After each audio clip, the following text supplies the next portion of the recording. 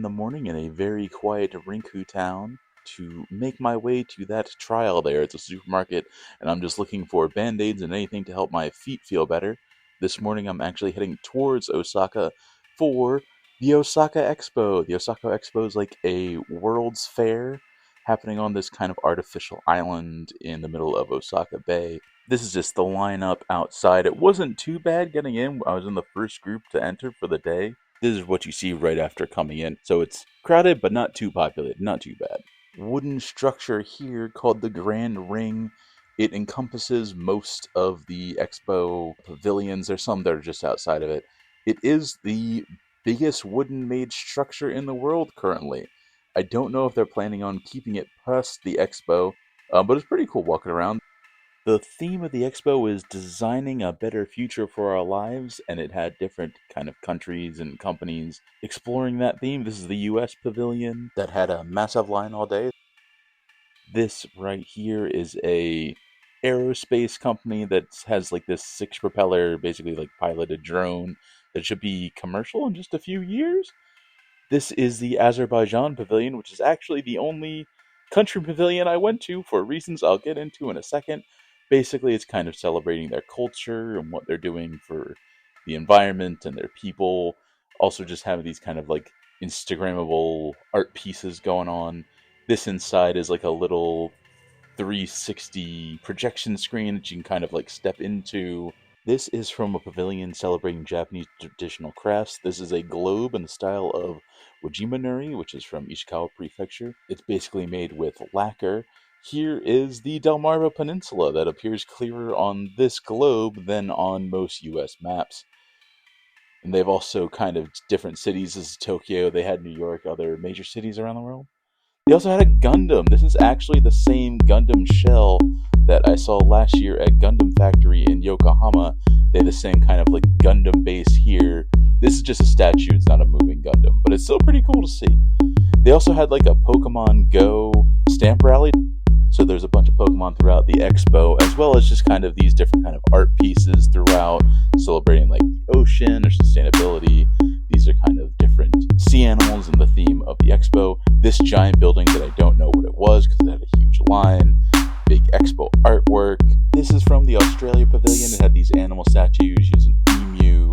There's a koala. They had a projection screen in the little cafe area. And this, I think, was the perfect souvenir for my trip. There's also this Thailand booth. I love the elephants in front of it, but watching it back, realizing that there's no line to get in, and realizing I missed a lot of opportunities early in my time in the expo, fills me with regret.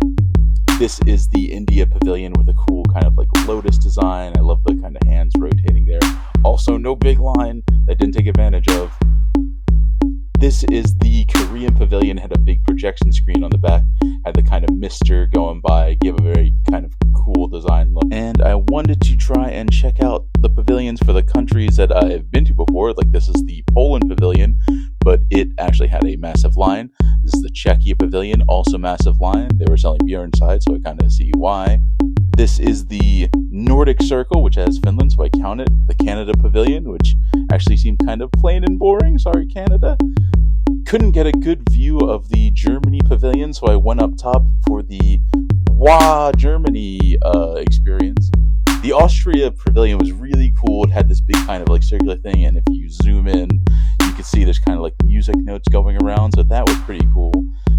But all of these basically had like massive lines, and I should have gone to see more of them when there was fewer people in there.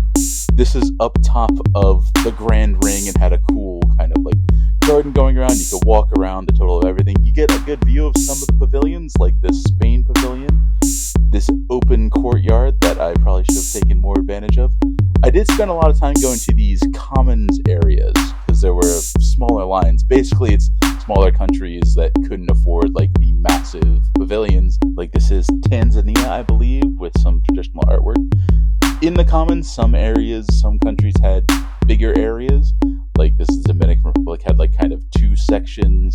This one showing off kind of more traditional artwork, like these armadillos. I kind of love those armadillos. Or these camel, look like a tapir head. Showed off kind of the athletics that connect more with Japanese people, some traditional costumes.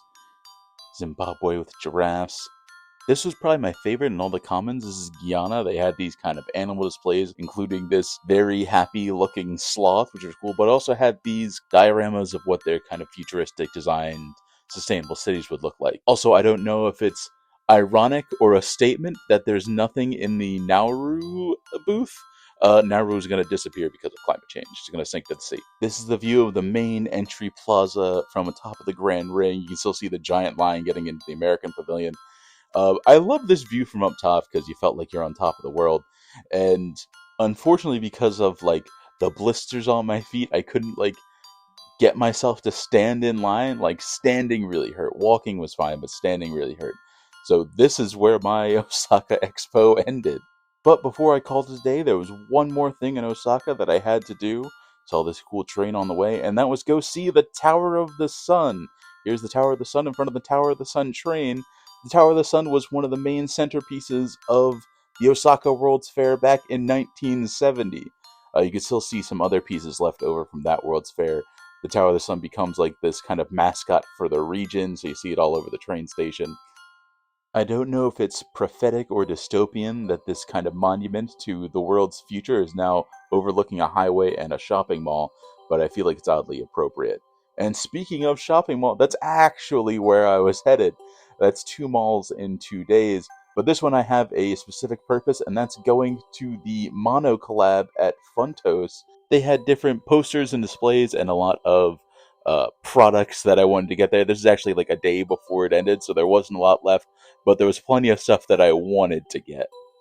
And that was the Osaka Expo. Probably not the best video in the world if you want an in-depth look at what goes on in the expo, uh, but I still had fun.